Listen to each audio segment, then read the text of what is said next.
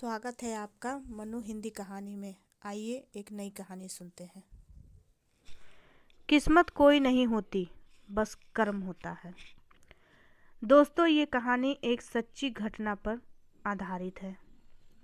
ये कहानी एक ऐसे छात्र की है जिसने समाज को ये संदेश दिया कि चाहे परिस्थितियाँ कैसी भी हों, अगर हम उससे पार निकलने का जज्बा है तो कोई भी परेशानी बड़ी नहीं होती। साथ ही कड़ी मेहनत से हर कठिन से कठिन मंजिल तक भी पहुंचा जा सकता है। तो चलिए जाने एक नई कहानी।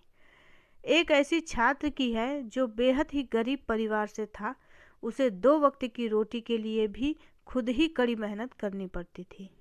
वो छात्र बेहद गरीब तो था, लेकिन खुददार भी बहुत था।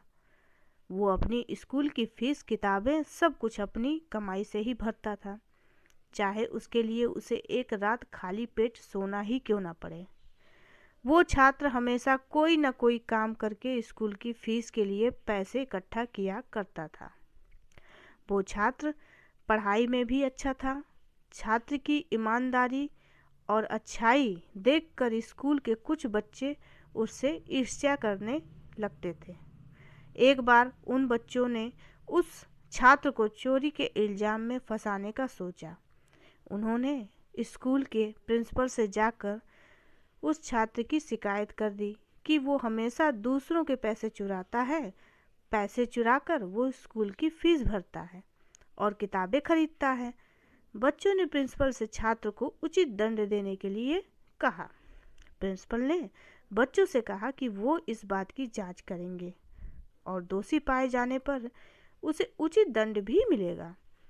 प्रिंसिपल ने छात्र के बारे में पता लगवाया तो उन्हें मालूम पड़ा कि वो छात्र स्कूल के बाद खाली समय माली के यहाँ सिंचाई का काम करता है। उस काम से जो पैसे मिलते हैं वो उससे अपने स्कूल की फीस भरता है और किताबें खरीदता है। अगले दिन प्रिंसिपल ने उस बच्चे को सबके सामने बुलाया और उससे पूछा कि तुम इतनी दिक्कत होती है तो तुम अपने स्कूल की फीस माफ़ क्यों नहीं करवाते।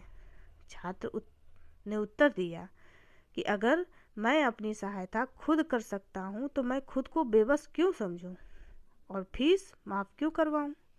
आखिर दूसरे बच्चों के माता पिता भी तो मेहनत करके ही फीस देते हैं, तो मैं भी मेहनत करके ही अपनी फीस जमा करता हूँ।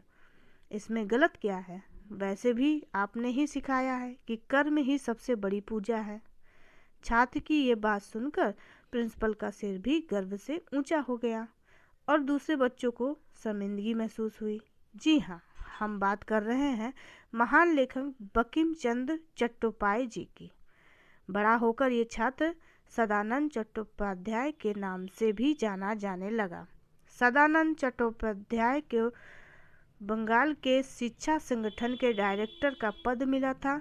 कहानी का सार, इस कहानी से हमें ये शिक्षा मिलती है कि हमें